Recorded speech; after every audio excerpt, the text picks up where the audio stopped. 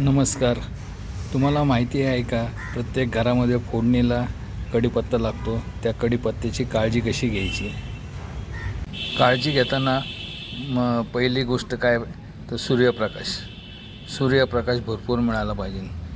प्रत्येक कढीपत्त्याच्या रोपाला किमान 5 ते 6 तास सूर्यप्रकाश हा मिळाला पाहिजे. दुसरी काळजी काय घ्यायची तर झाडांना आहे ना ओल राहील एवढंच पाणी दिलं गेलं पाहिजे.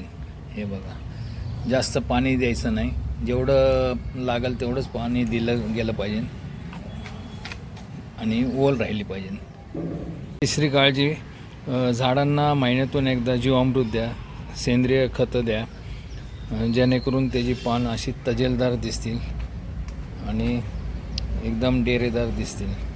आणि महिन्यातून एकदा बुरशीनाशक म्हणून ताक दिलं तरी चालतं, ताक द्या. अशा पद्धतीने तिसरी काळजी घ्या. आता चौथी काळजी काय तर वेळच्या वेळ कटिंग करत राहायचं. ज्या जुन्या फांद्या झाल्या त्या कट करायच्या आणि नवीन तिथं फुटेल.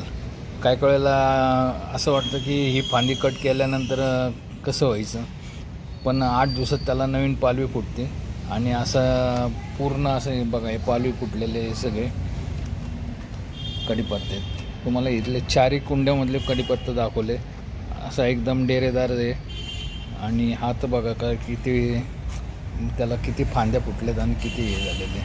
अशा पद्धतीने कटिंग करून जास्तीत जास्त आपला कढीपत्ता डेरेदार करता येईल आणि बहारदार करता येईल. आता तुम्हाला ही कढीपत्त्याची माहिती आवडली असेल तर लाईक करा, शेअर करा आणि तुम्ही पहिल्यांदा बघत असाल तर सबस्क्राईब करा. धन्यवाद.